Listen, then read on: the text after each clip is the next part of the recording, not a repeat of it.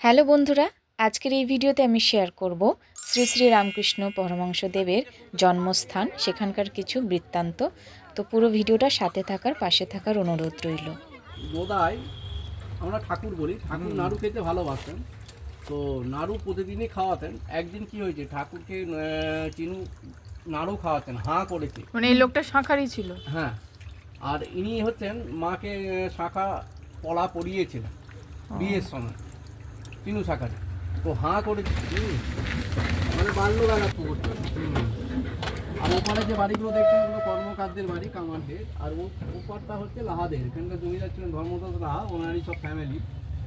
আগে ছিলেন একটা, এখন হয়ে গেছে 53টা। ও, এখন 53টা ফ্যামিলি লাহারে। ছেলে ছেলে তার ছেলে তার ছেলে। এই পুকুরটার জন্য কামার পুকুর। আমাররা চান দয়াল সত্যপীঠ। এটা কি গল্প বললেন? শুনলেন না? না, শোনা যায় না এইভাবে গাড়ি চলতে চলতে। এটা কি জায়গা বললো? ধনী মাতা দেখা যাচ্ছে না। ওই যে সারদা মা, রামকৃষ্ণ ঠাকুর। আসুন, এইদিকে আসুন।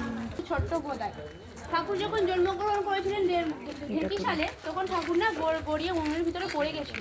তখন গ্রামের লোক ছেলে খুঁজছে, ছেলে কোথায় গ্রামের লোক কেউ ছেলে খুঁজে পাচ্ছে না। গ্রামের লোক খুবই চিন্তিত হয়ে পড়ছে। তারপর যিনি দাইমা, ধনী কামানি, উনি ছিলেন দাইমা। উনি দেখছেন কিনা, ধনী কামানি দেখছেন যে ধান সিদ্ধ করা উনুনের ভিতরে ছেলেটি কালি মেখে শিব সেজে খেলা করছে। তখন প্রথমবার উনি নিজের করে তুলে নিয়ে সেটির যে গাঁটি পরিষ্কার করতে দেখলো সেটির গাঁটি জ্যোতি বেরোচ্ছে। ঠাকুর যখন বড় হয়েছে, 5 বছর বয়স এসে তার ভিক্ষা নেওয়ার সময় হয়েছে। তখন ঠাকুরের বাবা ক্ষুদিরাম চট্টোপাধ্যায়, উনি জিজ্ঞাসা করছে তুমি কার হাতে ভিক্ষা নেবে? ঠাকুর বলছে যিনি আমার জীবন বাঁচিয়েছে ধনী কামানি, আমি তার হাতেই ভিক্ষা নেব।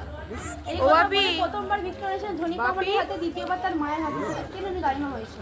ওনার এটা বাড়ি ছিল, এখন এটা মন্দির করে দেওয়া হয়েছে। আপনাদের মতন ভক্তরা দর্শন করতে পারবেন। আগে এটা মাটির বাড়ি ছিল। চলুন এবারে ভবতারিণী মন্দিরে নিয়ে যাবো, যে ঠাকুরকে পাওয়ার জন্য আমাদের ঠাকুর পাগল হয়ে গেছিল। চলো দেখি। এইটি হচ্ছে শ্যামা কালী, তার জন্য এই মায়ের গায়ের রঙটি নীল। বাহ, এইটি হচ্ছে ভবতারিণী মন্দির। এই মাকে পাওয়ার জন্যই পাগল হয়েছিলেন ঠাকুর ছোট্ট থেকে। ঠাকুরের যখন 23-24 বছর বয়স, তখন গ্রামের লোক বলছে ঠাকুর পাগল হয়ে গেল ঠাকুরের মাকে এখানে এসে হত্যা দিতে বা মানব করতে। কিন্তু ঠাকুর তো অরিজিনালি পাগল হননি, কিন্তু মা কালীর প্রেমে পাগল, মাকে দর্শন করার জন্য পাগল। এটা তো গ্রামের সাধারণ মানুষ বুঝতে পারছে না। তখন গ্রামের লোক বলার পরে এখানে হচ্ছে ঠাকুরের মা চন্দ্রাবণী দেবী হত্যা দিয়েছিলেন। দেখুন ঠিকঠাক দেখতে পাবেন। হ্যাঁ, দেখতে পাচ্ছি। পাচ্ছেন তো? হ্যাঁ হ্যাঁ, এই হচ্ছে গোপেশ্বর শিব মন্দির। গোপেশ্বর শিব মন্দির। হ্যাঁ, গোপেশ্বর ওই যে ওর মা, ওই যে হ্যাঁ, ওই যে হত্যা দিয়ে শুয়েছে ওইখানতেই। তুমি পড়াশোনা করেছেন? এটা ঠাকুরের পাঠশালা। ওই যে এইটা। এখানকার জমিদার ছিলেন ধর্মদাস লাহা, ওনার প্রতিষ্ঠিত দুর্গা মন্দির। আচ্ছা, একবার খেলার ছলে করতেন। তার পেছনে হচ্ছে কৃষ্ণ মন্দির। ঠাকুরকে যোগ দিলে যোগ করতেন, বিয়োগ দিলে বিয়োগ করতেন না। বিয়োগ মানে ছাড়াছাড়ি, সম্পর্ক নষ্ট। তো বিয়োগ করতেন না। ওখানে গিয়ে ধ্যান করতেন, কালী মায়ের ছবি আঁকতেন। পাঠশালার পাশে হচ্ছে আপনার রাসমঞ্চ, এখনো রাস পূর্ণিমায় 15 দিন রাস হয়।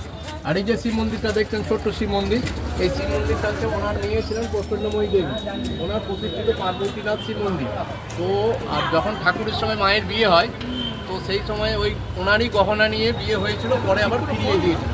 এই প্রত্যেকটা জায়গা একটু ঘুরে ভালো করে দেখুন। আমি এখানটায় দাঁড়াচ্ছি। এটা পাঠশালা। এটা লোক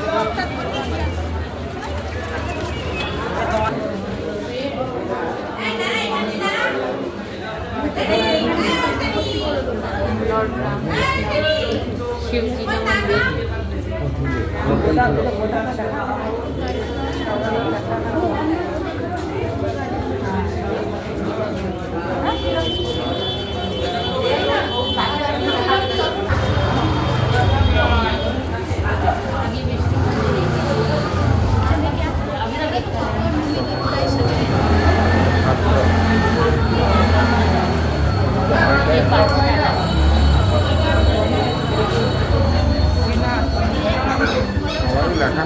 গণেশ সিনা তারপর হচ্ছে বয়ান।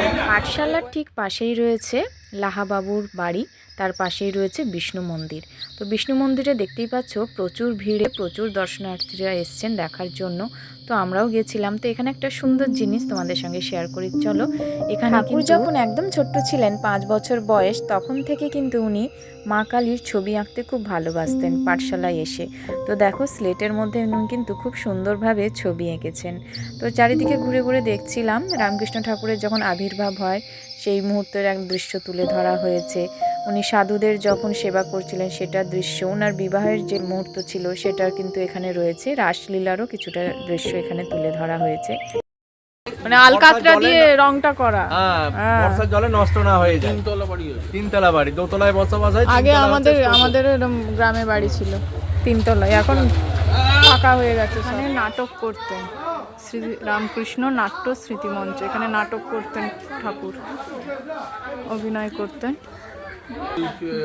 নাটক করতেন, নাচ হতো, সব হতো নাকি। এই যে পালা হতো, যাত্রা পালা আগেকার দিন। এই যে এই যে শিবের রূপ সেজে করতেন, পালা করতেন। আরও অনেক কিছু রয়েছে, কিন্তু এতটা ভিডিও লং হয়ে যাবে বলে সব কিছু তোমাদের সঙ্গে শেয়ার করতে পারলাম না। কামারপুকুরের ফেমাস মিষ্টির দোকান। তো চলে এলাম মিষ্টির দোকানে। এখানে কিন্তু ঠাকুরের বাড়ি খুলতে মোটামুটি 3:30 বেজে যাবে। ততক্ষণ একটুখানি ঘুরে ঘুরে খিদে পেয়ে গেছিলো। তো তোমাদের দাদাভাই বললো যে চলো একটু মিষ্টি খাই। তো আমরা সবাই বাড়ির জন্য নিয়ে নিয়েছিলাম। তারপরে দাঁড়িয়ে তোমাদের দাদাভাই কিন্তু বেশ অনেক কটাই মিষ্টি খেয়ে নিয়েছিল। এখানকার ফেমাস মিষ্টি কি বলো তো, এই যে সাদা মিহিদানা। সাদা মিহিদানা কিন্তু বেশ ফেমাস, কিন্তু আমার খুব একটা ভালো লাগে না বলে তো সেদিকে আর গেলাম না। তো আমরা নিয়ে নিয়েছিলাম রসগোল্লা বাড়ির জন্য, আর ওখানে দাঁড়িয়ে তোমাদের দাদাভাই খেয়ে নিয়েছিল, রসগোল্লাও খেয়েছিল, তার সঙ্গে কিন্তু ল্যাংচাও খেয়ে নিয়েছিল। একটু মাথা যন্ত্রণা করছে, সেই ফোন ভরে ওঠা, তো ঘুম হয়নি, দুপুরবেলা একটুখানি ঘুমোই, তো আজকে তো সেই ঘুমটা হলো না, মাথাটা খুব ধরেছে। তো এখানে দেখছি একটা ওষুধের দোকান রয়েছে, ওই দিকে রয়েছে ওষুধের দোকানটা, ওই দিকে রয়েছে ওইদিকে। তো একটা মাথা যন্ত্রণার ওষুধ কিনে খেতে হবে। ওই যে আসছে তোমাদের দাদাভাই ছেলেকে নিয়ে, ওই দূরে আসছে, তো আসুক তারপর ওষুধটা কিনে খাবো। ওই তো ওইদিকে ওষুধের দোকানটা, চলো। আচ্ছা সাইডে খেয়ে তারপর মাথাটা শান্তি হবে। ঠিক আছে, আর যেন কিছু খাবো না, সেই আবার ধনী এতে গিয়ে খাবো শিয়া খালা। এখানে আর কিছু কোন খালাতে? শিয়া খালা। শিয়া খালা। কি শাক গো, লাল রঙের? আমি তো ভাবলাম মাটির খেলনা শাক, এগুলো আমার বাজে। বাচ্চা তো। আর খুলতে কিছুক্ষণ বাকি মন্দির। তো মন্দিরের সামনে কিন্তু বিশাল ভিড় রয়েছে। তো চলো এবারে একটুখানি তোমাদেরকে ঠাকুর যে গঙ্গা যাকে ভাবতেন, মানে ওখানে যে একটা বিশাল বড় পুকুর, ওটাকে কিন্তু ঠাকুর গঙ্গা ভাবতেন। গঙ্গার ভেবে ওখানেই কিন্তু স্নান করা, পুজো করা সবই করতেন। তো সেই গঙ্গাতেই আমরা ছোট গঙ্গা বলতে পারো, সেখানে নামলাম, নেমে একটুখানি জল সবার গায়ে ছেটালাম, নিজেরাও মাথায় ছিটিয়ে নিলাম। তো বন্ধুরা, তোমাদের ভিডিওটি কেমন লাগছে অবশ্যই আমাকে ছোট্ট একটা কমেন্টের মাধ্যমে জানিও। ভিডিওটি ভালো লাগলে পাশে থেকো, লাইক করে, কমেন্ট করে, শেয়ার করে। এবারে চলো ঠাকুরের বাড়ি ঢোকা যাক। ভিড় তো অনেক হয়েছে, এবার আমরা আস্তে আস্তে ঠাকুরের বাড়ি ঢুকছি। তো এখানে টাইমিংটা তোমাদের সঙ্গে শেয়ার করে দিই কখন আসবে। দেখো মন্দির দর্শনের টাইম হচ্ছে সকাল 6টা থেকে 11:30 পর্যন্ত এবং বিকেল 4টে থেকে রাত 9টা। যেহেতু আমরা ডিসেম্বরে গেছিলাম তাই দেখো অক্টোবর থেকে মার্চের টাইমিংটা কিন্তু আলাদা। তো এখানে টাইমিংগুলো অবশ্যই তোমরা চেক করে নিও, আর একবার আমি দিয়ে দিয়েছি। তো চলো এবার ভেতরে ঢুকছি। ভিড় হয়ে যাচ্ছে পরপর, এখন 3:30 নাগাদ খুলবে, ততক্ষণ একটুখানি ভেতরের দৃশ্যগুলো তোমাদের দেখাই। এখানে কিন্তু ঠাকুরের বাড়ি এবং ঠাকুরের দাদার বাড়ি দুটোই পাশাপাশি রয়েছে, দেখতেই পাচ্ছ। তো আমরা সেটা দেখার জন্য এতক্ষণ দাঁড়িয়ে রয়েছি।